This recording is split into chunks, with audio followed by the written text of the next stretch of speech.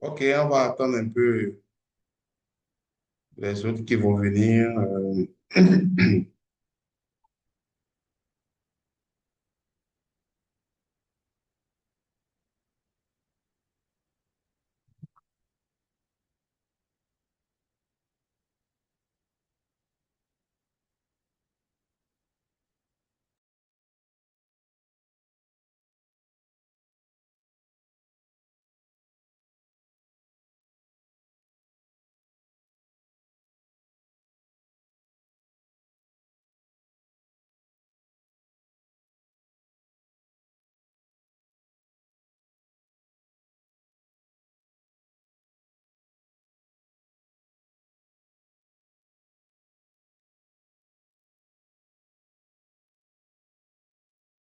Ok, on va commencer.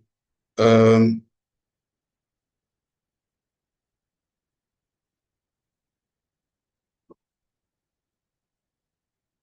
donc, j'étais en train de parler des logiciels. Bon, on a fini sur les logiciels, hein. Je viens, voilà. Donc, le dernier logiciel, c'était. Donc, ce que je vous encourage à faire, c'est vous faire former. Vous n'avez pas le choix. C'est où ça où, où vous faites moins du temps dépasser par les gens. Ce qui n'est pas intéressant. OK. Donc, ici, pourquoi est-ce que ça ne passe pas? Bon, c'est compliqué.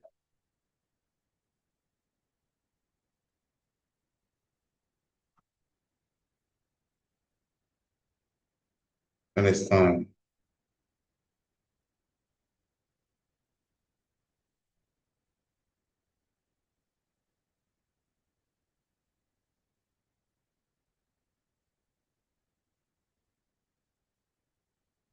Euh, oh, comment ça va? C'est n'importe quoi là.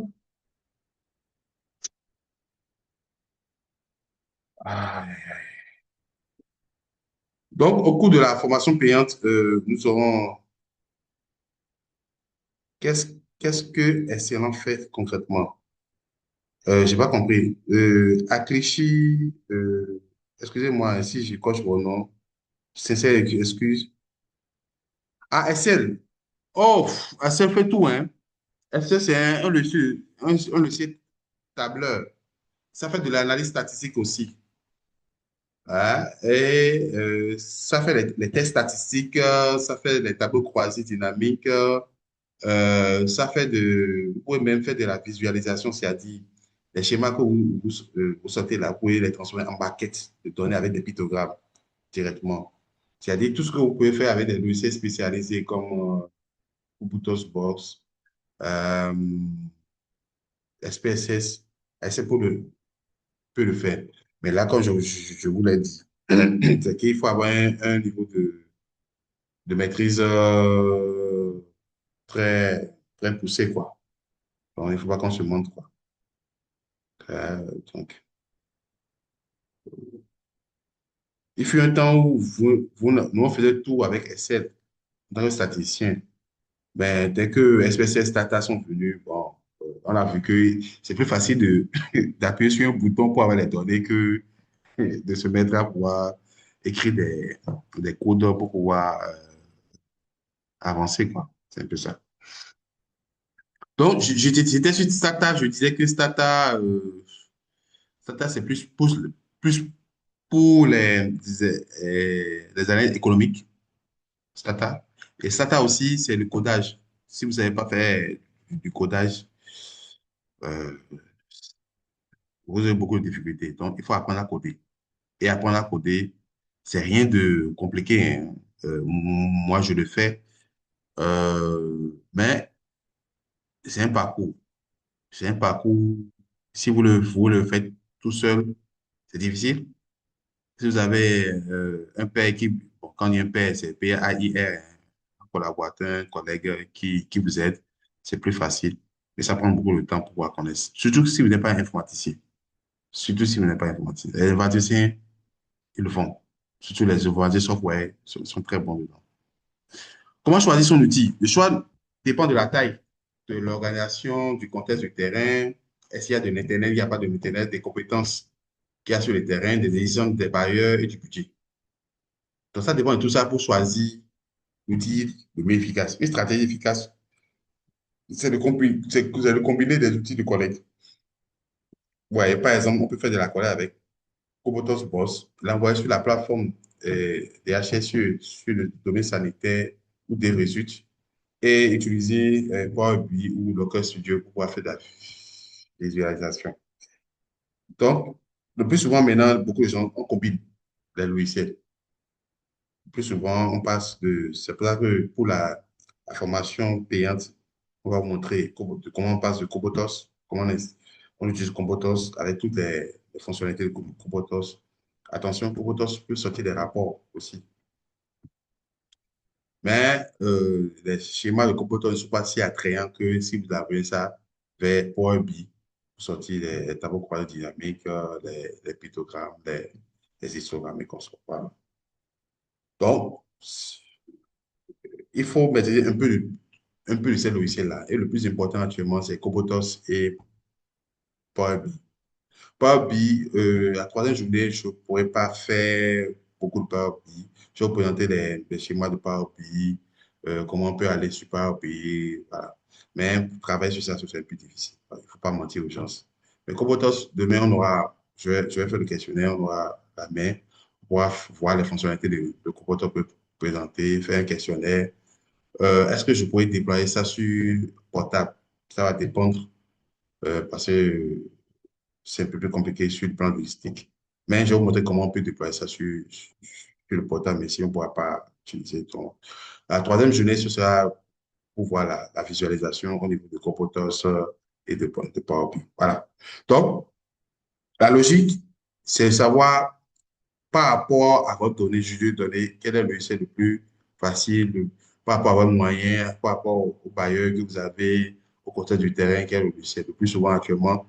Si vous avez de l'Internet, Google Form et votre champ d'action ne dépasse pas 500 personnes, Google Form, facile, directement. Si vous n'avez pas d'Internet et que on doit aller sur le terrain dans les zones bizarres, Copotos, ODK, pour pouvoir faire l'agrégation, pour pouvoir faire le suivi, c'est-à-dire suivi linéaire, vous avez des réseaux, mais ça, c'est plus pour les relations spécialisées. Sinon, Copotos aussi peut faire de la centralisation. Mais maintenant, pour faire de la visualisation, faire des conceptions des tableaux, tout ça là, bon, voilà. Il y a des gens qui ont mis des tweets dans le chat, je vais dire la formation paye combien exactement. Je vais laisser le directeur. Je ne suis pas informaticien.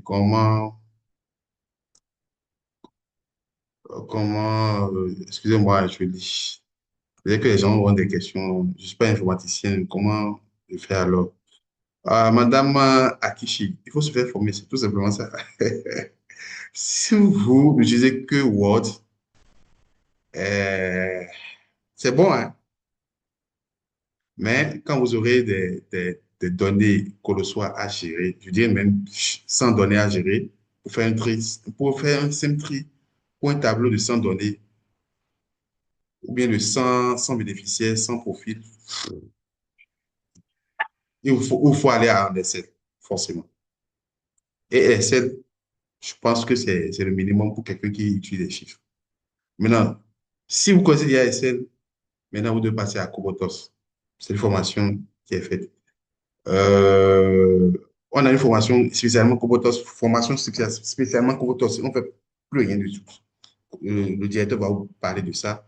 Il y a dans la formation qu'on veut faire prochainement, il y a Cobotos, il y a Power BI qui sont dedans. Il va aussi parler de ça. Donc, je laisse cette partie-là. Je vous en prie. Excusez-moi, je vous ai pris au coup. Bon, tout ça. je- Donc, voilà. Continuons. Pourquoi c'est devenu incontournable? Juste parce que, comme on l'a dit, hein, les gens demandent ça. C'est que demander. C'est comme les IA actuellement. Ouais, que les IA, là, tout le monde demande IA, hein. Tout le monde veut utiliser IA parce que c'est plus facile. Mais si vous ne faites pas former en IA, Euh, Si vous ne faites pas former en IA, vous aurez des réponses bidons, vous allez faire des allées bidons et les gens vont se moquer de vous. Parce que l'IA aussi déconne, hein, déconne grave. Bon, si vous êtes intéressé par la formation en IA aussi, c'est bon, hein? Bon, nous sommes disponibles aussi. Donc, les pistes couramment à éviter. Beaucoup d'organisations se précipitent sur des outils sophistiqués sans avoir défini leur cadre de résultat ni formé leurs équipes de terrain. Je reviens toujours sur ça.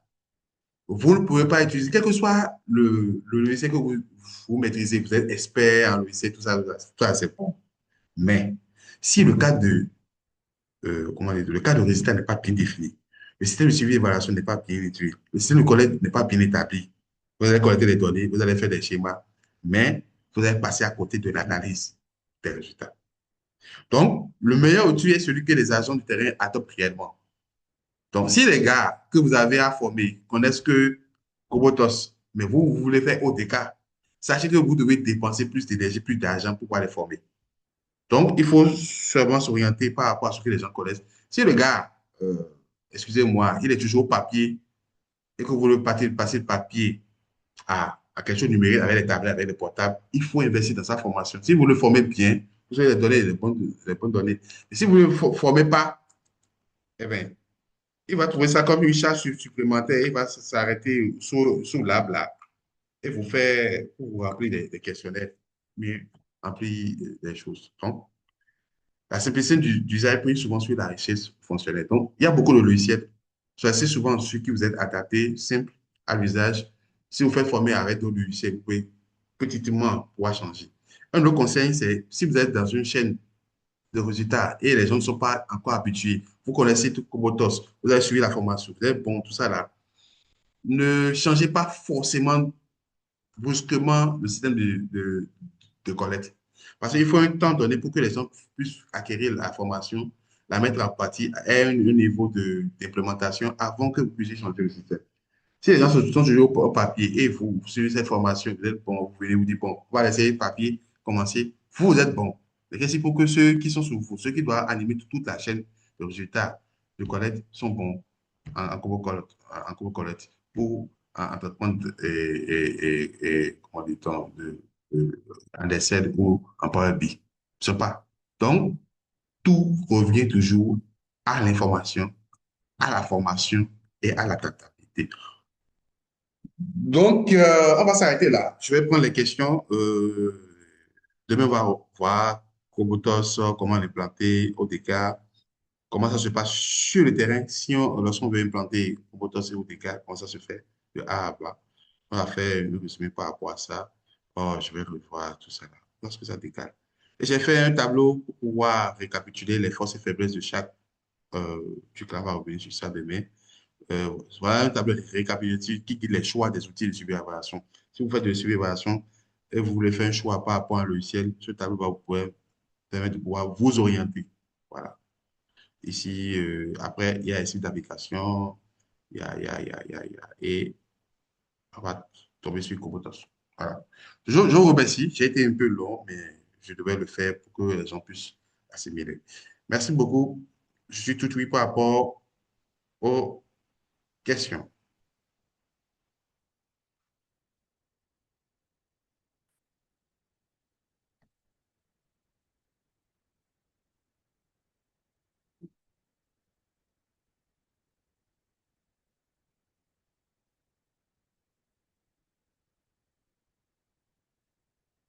Ah, vous êtes intéressé par le module d'IA? Ah, OK. On va faire ça. Je vous assure, hein, si vous maîtrisez l'IA actuellement et vous ne faites pas totalement confiance, hein, parce que l'IA aussi, comme je vous dis, ça déconne. Mais il y a des paramètres à mettre pour que ce que vous lui demandez comme tâche à faire, l'automatisation des tâches, puisse être en adéquation avec vos demandes. Ouais. L'autre chose aussi à connaître sur l'IA, les versions gratuites là, de l'IA, là, il faut oublier ça. Ça déconne excessivement. Si vous voulez travailler vraiment avec l'IA, commencez pas à mettre la main dans la poche. Et voilà. Il en est de même pour les logiciels, hein. Si vous voulez des bons logiciels pour être performant, pour être devant vos concurrents au service dans votre métier, il faut payer une formation. Il faut vous faire former, payer. Et vous allez voir, vous allez rentabiliser. Quand vous serez en train de bouffer le votre argent, vous ne saurez même pas que vous avez payé une formation. Bon, apparemment, il n'y a pas de questions. Donc, tout est bon. OK, super. Donc, les gens ont compris. Bon, moi, j'ai une question.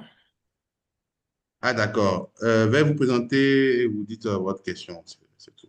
Bon, c'est Muntaga Sakho de Mauritanie. Ah, Mauritanie. Ah, c'est bon. Ça fait Oui, plaisir. merci.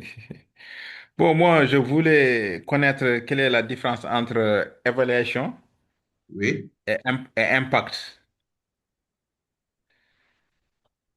OK. Oui, la différence entre le suivi d'impact ou bien l'évaluation. J'ai pas compris. L'évaluation et J'ai l'impact, c'est dit, ça? oui, et l'impact du projet. Ah, Donc, l'impact. c'est en évaluant qu'on peut connaître l'impact du projet. Oui, oui, c'est ça. C'est ce que j'allais Ah, dire. d'accord, En d'accord, fait, d'accord. l'évaluation n'est qu'un outil qui permet de mesurer l'impact du projet. Ouais, d'accord. Mais à quel moment du projet, tu sais, il y a suivi, même mi-parcours, il y a évaluation mi-parcours, il y Oui, a oui, oui, évaluation oui. finale, il y a évaluation avant-projet. Oui. Donc, à Il y quel a, moment... Ah, ah oui, oui, il y a deux, je dirais même, il y a quatre types d'évaluation. ouais, Il y a l'évaluation diagnostique qui se fait au début du du projet. projet. Hmm. D'accord. Il y a Ouais, l'évaluation à mi-parcours qui permet de pouvoir voir si, bon, les résultats que les effets que nous sommes en train d'avoir, est-ce que c'est possible qu'on puisse atteindre des effets, l'impact à la fin. Il y a d'accord. l'évaluation qu'on fait juste à la fin de l'évaluation finale, qu'on Du fait juste à la fin projet. du projet. Et il y a Ouais. l'évaluation d'impact, même. Quand je dis impact, même, c'est vraiment le mot impact, c'est qu'on fait 3 ans, 4 ans, 5 ans après 5 la ans mise en après le projet. ah oui, après la fin du projet. Et là, Ouais. c'est cette évaluation qui permet vraiment de voir si on a, comment dit-on, on a vraiment changé les comportements. Est-ce que l'objectif poursuivi par le projet a été vraiment atteint? Parce qu'à Ah, la fin, attends. juste à Ouais, la fin du projet, vous faites l'évaluation, c'est juste pour voir si les livrables ont été exécutés, tout ça. Est-ce que ce qui est attendu a été fait? Mais pour voir vraiment le d'accord. changement de comportement, de voir si les habitudes ont vraiment changé, c'est qu'il Mhm. faut 3 ans, 4 ans, voire 5 ans après, et faire l'enquête et voir si les gens, par exemple, quand je prends le projet sur la réduction des maladies hydriques, où les gens ont besoin Ouais, de pointes d'eau ouais. et doivent plus aller au niveau du marigot. Peut-être que lors de Mhm. la mise en œuvre du projet, les gens, parce que vous êtes là, vous êtes avec eux, avec les sensibilisations, bon, ça va, les gens, ils ne commencent pas à changer les habitudes, voilà, voilà. Mais dès que Ouais. le projet finit, vous faites une évaluation, vous voyez que tout le monde a changé de comportement. Ah oui, le marigot, là, il n'y a que quelques gens qui vont encore. Mais là, c'est parce que vous êtes là. Là, c'est parce que vous êtes là et que Ouais. vos agents sont là, les enquêteurs sont là, tout le monde est là. Mais dès que vous Ouais. partez, qu'est-ce qui se passe concrètement? C'est là on voit si vraiment les gens, ils ont changé le comportement. Le comportement, ouais. Dès que vous partez, est-ce que 2 ans après, le taux de maladie hydrique a, a, À a, diminuer. a diminué ou bien ça a commencé à encore remonter? Ouais. Et Mhm. c'est là où on mesure vraiment l'impact, en fait. D'accord, d'accord. Merci. Merci. Oui, Euh, alors, oui, attendez, en passant, il y a, bon, je sais pas, je suis de faire la publicité, mais pour demander à monsieur, je sais qu'il y a des gens qui sont là avec qui j'ai déjà fait des cours. Nous avons conçu un module évaluation des projets euh, communautaires que nous avons déroulé il y a 6 mois, sur un mois et demi. Si vous êtes intéressé, vous pouvez vous inscrire aussi. Il y a aussi de la documentation que vous pouvez trouver sur le net hein, par rapport aux évaluations. Et je vous le dis, c'est ce qui paye actuellement le plus, c'est l'évaluation. Le côté suivi, bon, les projets, oui, vous êtes là, vous payez. Mais si vous êtes évaluateur actuellement, surtout évaluateur externe des projets, vous gagnez un gros bois. Il ne faut pas, ah faut pas. ouais, en tant que consultant. Ah oui, en tant que consultant, vous gagnez, vous gagnez. Oui, oui, Voilà. oui. OK. Merci. Merci, Yeah, merci yeah. beaucoup. Merci. Oui. Allez-y. Oui. Ok, bonsoir, monsieur. Euh, Bonsoir. je vous entends, c'est la voix un peu crachée là. Allô? D'accord. Oui, Bonsoir, allez-y. monsieur. Oui, allez-y. Bonsoir. D'accord. Et bon, je voudrais d'abord vous dire merci, hein. Et, allô? Voilà. Oui, Allô? allez-y. Oui, je vous écoute. Oui, d'accord. Et j'ai aussi une question par rapport et, et la différence entre l'effet Oui, et l'impact. Bon, c'est vrai oui. L'effet, c'est au niveau de l'objectif spécifique. par rapport à la question que vous venez de donner à Oui, l'autre, mais je voudrais encore mieux comprendre ce que c'est qu'un effet et ce que c'est qu'un impact. Maintenant, ma deuxième question, c'est de voir, puisque je suis vraiment intéressé par rapport à la formation et, sur comment, les logiciels SPSS ah, vous avez et peut-être SPSS, oui. Kobo, oui, oui, et Kobo Toolbox. Oui. Voilà, donc je suis vraiment intéressé et je voudrais voir comment je peux vraiment m'approfondir dans cette formation-là. OK, d'accord. Merci. D'accord, merci beaucoup. Ceux qui ont déjà posé des questions n'ont qu'à baisser leur main, s'il vous plaît, parce que je vois quatre personnes encore lever la main. Euh, Bon, je réponds directement, hein, comme ça, peut-être que s'il y a, il y a des gens qui ont les mêmes.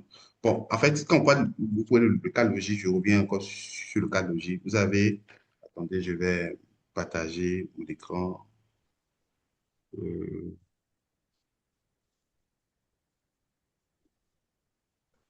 euh, excusez, euh,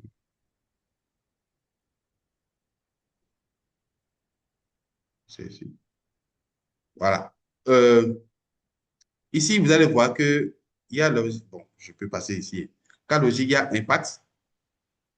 Vous voyez l'effet, le produit et l'activité. En fait, ce sont les composantes du cas logique. Mais l'impact, c'est le changement à long terme. C'est ce que j'expliquais par l'exemple que je donnais euh, à notre aîné de Mauritanie. En fait, l'impact, c'est que nous voulons réduire les maladies hydriques. Ça, c'est le changement à long terme que nous voulons. Le but global du projet, le but ultime du projet, là, c'est pour que les maladies hydriques, là, que ce village, dont les populations de ce village souffrent, là, ça puisse passer de, je ne sais pas moi, de 50 à 10%. Vous voyez ça? Mais pour pouvoir atteindre ça, qu'est-ce que nous faisons?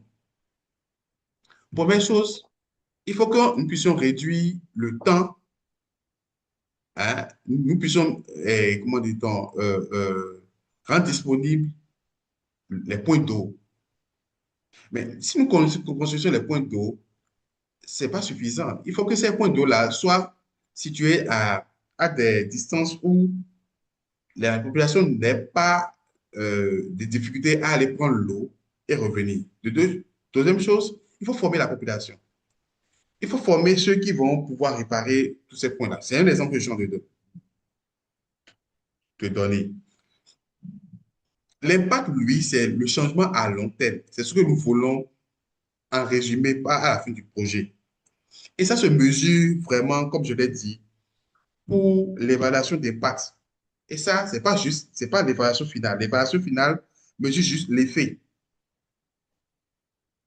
C'est-à-dire, quand on dit l'effet, c'est qu'on a commencé par voir que les gens ont commencé par utiliser les points d'eau. Je donne un exemple.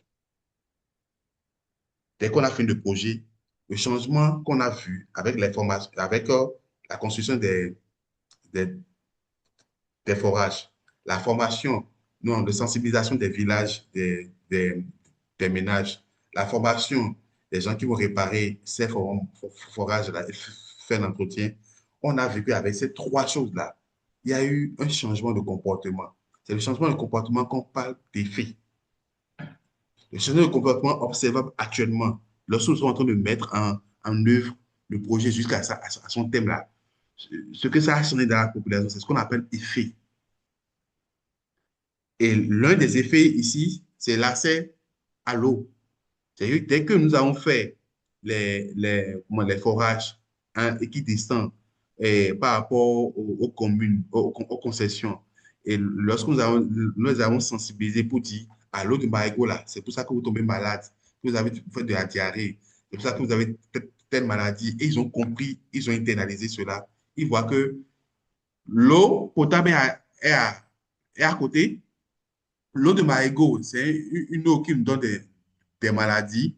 Et dès que ça se garde, il y a des pièces de rechange, il y a des gens qui sont là pour pouvoir comment, non, faire les changements qu'il faut pour que l'eau puisse toujours être disponible. À partir de là, déjà, nous observons dans le projet, dans la mise en œuvre du projet, qu'il y a des gens qui ont commencé par laisser le Marigot là pour aller vers les points d'eau qui sont déjà créés. Ça, c'est déjà l'effet. Et ça, il faut quantifier cela. Ça, vous comprenez? Il faut quantifier cela. Et cela se quantifie à travers des indicateurs, en fait, d'effet. Donc, l'un des indicateurs, c'est l'amélioration du pourcentage de ménages qui ont accès à l'eau potable. Peut-être qu'avant, ce pourcentage, c'était à, je sais pas, à 5%, mais à 10%. Mais avec le changement que les activités que vous êtes en train de mener, ce pourcentage est passé de 5% à 50, voire 60%. Ça, l'indicateur la mesure, il y a l'effet de, de ce projet. Maintenant, pour voir l'impact qui est la réduction des maladies hydriques, ça ne peut pas se faire juste à la fin du projet. Vous pouvez voir quelques indicateurs, quelques changements dans la courbe du taux de maladies hydriques. Mais vous convenez avec moi que c'est une tendance lourde. Je ne sais pas comment je vais utiliser tendance lourde. En fait, ce sont des indicateurs qui ne bougent pas de façon très vite, quoi. Donc, il faut un temps d'observation pour voir vraiment que l'indicateur est en train de baisser, le taux de réduction des maladies ou d'augmenter. Et l'impact est mesuré 3 ans, 4 ans, 5 ans, des fois 10 ans. Et ça, la plupart des projets ne font pas ça. Ils s'arrêtent à l'évaluation finale du projet pour juste mesurer l'effet. C'est vrai que d'autres diront, d'autres écoles disent que bon, l'impact qu'on mesure n'est pas seulement la rédaction du projet qu'on a mis en œuvre. Il y a d'autres projets aussi qui ont contribué, mais d'autres choses qui ont contribué. Je suis d'accord, mais on peut mesurer le taux de réduction de maladie et on peut l'imputer un peu au projet. Voilà. Je ne sais pas si je me suis fait un peu clair par rapport à ça. C'est un peu ça. Donc, comment dit-on, l'impact, c'est l'objectif global, le but à long terme. Et les effets, c'est au niveau de leur spécifique, de changement attendu grâce au projet. Ouais. Donc, voilà un peu. Et ça, si vous le voulez un peu, il y a une formation. Voilà. Bref. Par exemple, SP7 Kubotos, je pense que si vous inscrivez à la formation qui vient début juin, je crois que c'est le 13 juin, le directeur a mis ça, Kubotos, vous serez calé dedans. Pas oublier, n'en parlons pas. Maintenant, SPSS, comme je l'ai dit, SPSS, c'est un logiciel statistique. Donc, si vous arrivez à maîtriser Excel et Cobotos, SPSS, c'est un peu plus facile que pour vous. Mais je le dis, pour ceux qui doivent suivre la formation sur SPSS, c'est payant. Pourquoi? Parce qu'il faut acheter le logiciel. Donc, celui qui doit se faire former doit acheter son logiciel. C'est toujours ça. Donc, moi, je suis disponible pour SPSS. C'est un logiciel qui est très bon. Si vous vous n'êtes pas statisticien, vous n'êtes pas spécialiste, avec les onglets, avec les onglets de SPSS, vous pouvez sortir des tableaux, faire des analyses comme un statisticien. Il suffit juste de savoir ce que vous voulez. Voilà, on a moins de 10 minutes encore à passer. Oui, il y a d'autres doigts. Je vais prendre d'autres doigts.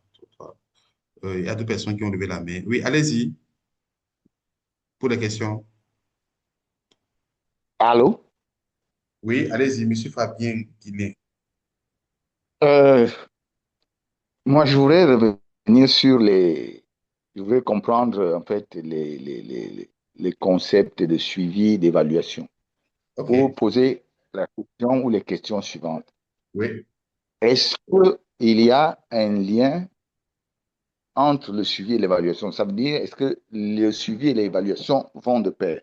Oui. Autrement dit, est-ce qu'on peut faire le suivi sans évaluer après ou est-ce qu'on peut évaluer sans avoir fait le suivi? Et c'est Excusez-moi, j'ai un quoi? appel. Comment est-ce qu'il fait?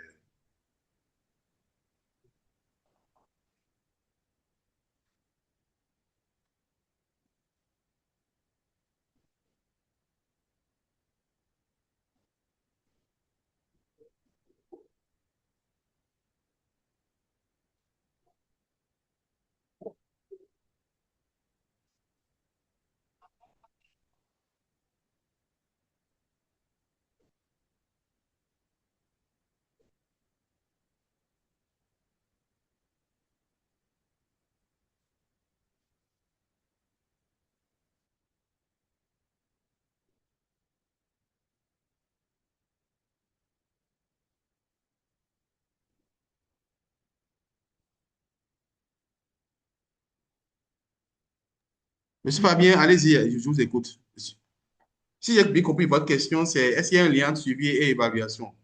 Je vous le dis d'emblée, Oui, oui. Oui. Pourquoi? Parce que, en fait, le suivi, c'est à voir si ce qui est prévu est réalisé. Mais l'évaluation, lui, il va au-delà de ce qui est réalisé. L'évaluation voit si ce qui est réalisé permet d'avoir le changement. Est-ce que la construction des forages, par exemple, la sensibilisation des familles, la formation de ceux qui doivent remplacer les trucs là, est-ce que ce tout-là permet déjà de voir que les gens sont en train de changer de comportement? C'est ça l'évaluation voit. Ouais.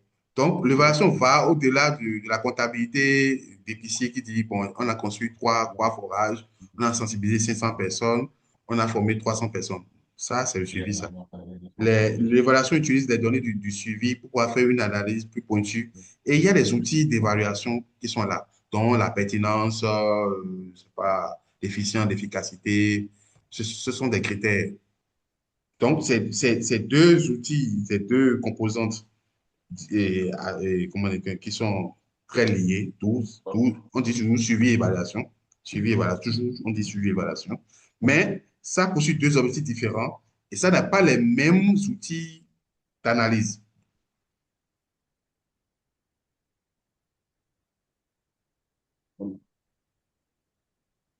OK. Monsieur Blaise Fougoula, je dois donner 2 minutes au directeur de cabinet, il veut dire quelque chose. Mais allez-y. Monsieur Blaise Fougoula, il nous reste 6 minutes. Allez-y pour poser vos questions. Monsieur Blaise.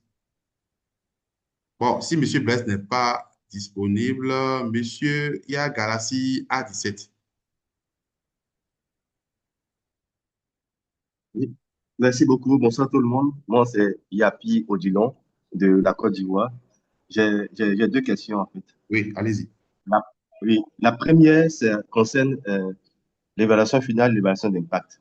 Oui, Bon, si j'ai bien compris, l'évaluation finale se fait à la fin du projet et oui, 3 ou 4 ans après, voire plus, oui, on fait l'évaluation d'impact. oui, Mais est-ce que en temps, oui, assez en temps, il ne peut pas y avoir des facteurs qui vont influencer un peu, ouais, oui, le comportement des individus et qui pourraient peut-être biaiser un peu l'évaluation d'impact. S'il y a je suis d'autres d'accord. facteurs extérieurs qui peuvent agir. Je suis Ça, c'est la d'accord. première question. Oui, D'accord. La seconde question concerne le cas de performance. J'ai oui, vu on a mis source, on a mis enquête annuelle oui, et après on a mis fréquence annuelle. oui. Est-ce qu'il est nécessaire de mettre enquête annuelle alors que la fréquence qui sera déjà, qui dit déjà que c'est annuel? C'est un peu mes deux OK. questions. D'accord. OK. Pour la première question, j'irai vite, hein. Pour laquelle que vous avez totalement raison. C'est pour ça que les gens négligent un peu l'évaluation d'impact. Parce qu'ils se disent que le changement de comportement qu'on va observer 5 ans, 10 ans après peut être aussi à contribution de nos projets qui auraient travaillé peut-être sur les mêmes thématiques dans la région. Ouais. Mais quand on a ce genre de résultats d'impact, C'est pour ça que je dis qu'on ne l'impute pas totalement de tout go au projet. Mais on dit que le projet a contribué, cette donnée la montre que le projet a contribué à la réduction des maladies hydriques si nous restons dans notre exemple de projet de construction de forage.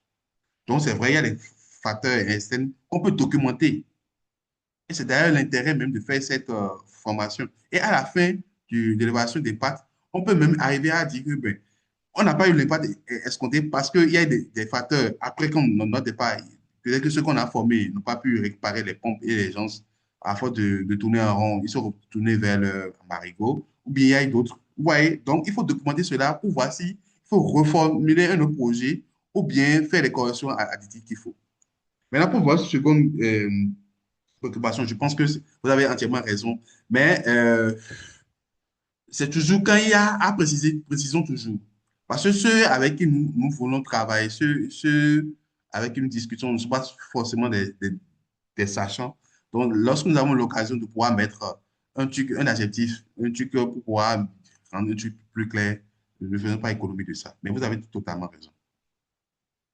Euh, Merci beaucoup. Merci. oui, mais monsieur Mamadou, nous allons prendre votre dernier, mais demain, on va prendre le reste. Allez vite. Monsieur Mamadou Lamine Yang, je pense que c'est le Voilà, chef. bonsoir, Oui, bonsoir, professeur. allez-y. Ben, je suis sénégalais, en même temps, je suis agent de santé. Je voulais savoir la différence entre suivi-évaluation et suivi-évaluation, redevabilité et apprentissage. Ah, ok, c'est simple, hein?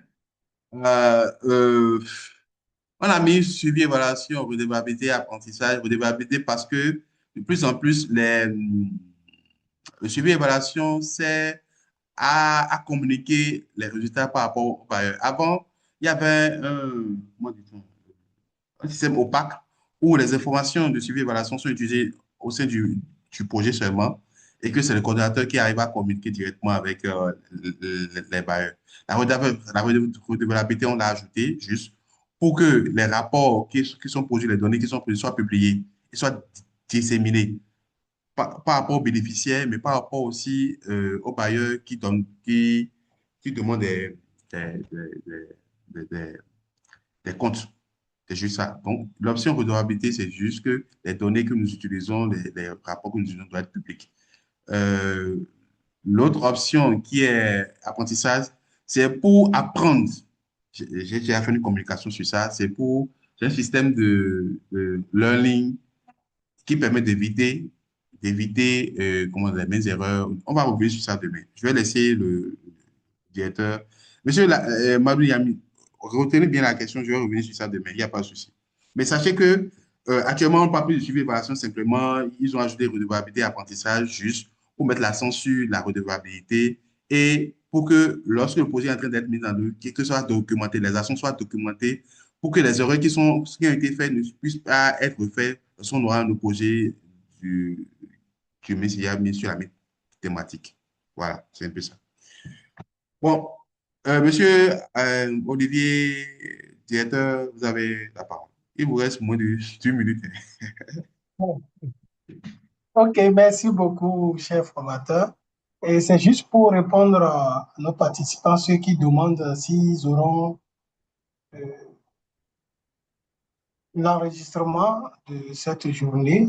Bon, nous allons essayer de voir ce que nous pouvons faire. Sinon, en réalité, c'était déjà dit que les enregistrements, les documents et l'attestation, ça a un prix et que c'est assez 500. Vous allez payer on va envoyer le lien, vous allez payer pour avoir l'enregistrement, les documents. Donc, nous allons partager pour aujourd'hui, mais demain, pour espérer qu'on va vous envoyer pour demain. La formation est entièrement gratuite. Vous êtes là pour suivre et vous faire poser toutes les questions que vous voulez.